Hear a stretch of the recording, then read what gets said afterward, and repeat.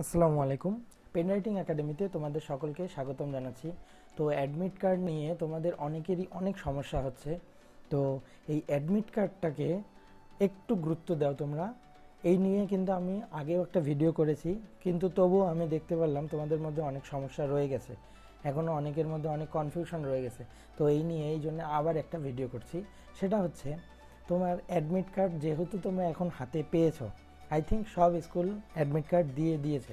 তো admit card যেহেতু হাতে পেয়েছো, সবার প্রথমে তোমার স্টুডেন্টস নেমটা দেখো যে কোনো স্পেলিং মিস্টেক আছে কিনা। আবারও বলছি, স্পেলিং মিস্টেক আছে কিনা দেখে নাও।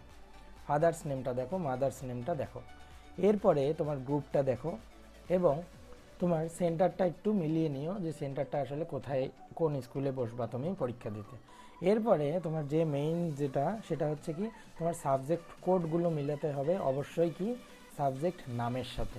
তো 101 যদি আমাদের বেঙ্গলি 1 হয়, তাহলে তোমাকে অবশ্যই বেঙ্গলি 1-এ 101 যেন থাকে। এটা তুমি মিল করতে পারবা কিভাবে? এটা তুমি রেজিস্ট্রেশন কার্ডের সাথে মিল করে নিতে পারবা, যেমন 101 বেঙ্গলি, ঠিক আছে, এইরকম। তো এই জিনিসগুলো অবশ্যই তোমরা একটু মাথায় রাখবা। রেজিস্ট্রেশন নাম্বারটা তোমরা অবশ্যই দেখবা। এই রেজিস্ট্রেশন কার্ডের সাথে তোমাদের কিন্তু একটা অ্যাডমিট কার্ড দিয়ে দিছে। তো রেজিস্ট্রেশন কার্ডে যদি তোমার রেজিস্ট্রেশন নাম্বার যেটা থাকে, সেইটা যেন অ্যাডমিট কার্ডে সেম থাকে, এইখানে যেন সেম থাকে। আবার রোল নাম্বার রেজিস্ট্রেশন কার্ডে যেটা আছে, রোল নাম্বার এখানেও যেন সেম থাকে। এবং সেশনটাও যেন সেম থাকে।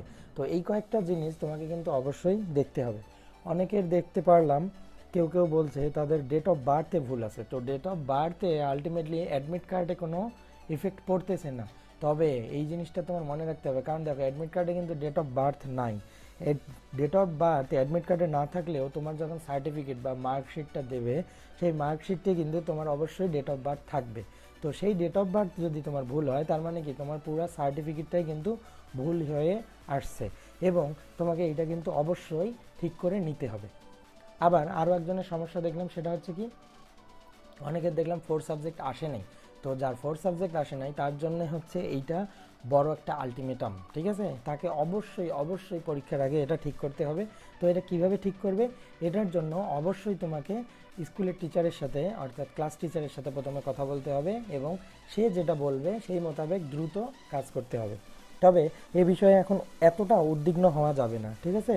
পড়াশোনা কিন্তু অবশ্যই তোমার মাথায় রাখতে হবে, যাতে পড়াশোনার কোনো ঘাটতি না হয়, কারণ তোমার পরীক্ষা কিন্তু 19 তারিখ থেকে। তো এই বিষয়গুলো সবগুলো মাথায় রেখে তোমরা সামনের দিকে আগাবে, আই থিঙ্ক তোমাদের ভালো হবে, ঠিক আছে। একটু মিলিয়ে নিবা। তো ভালো থাকবা, সুস্থ থাকবা, এবং এর পরেও যদি আরও কোনো কোশ্চেন থাকে তোমরা একটু আমাকে জানাবা। ধন্যবাদ।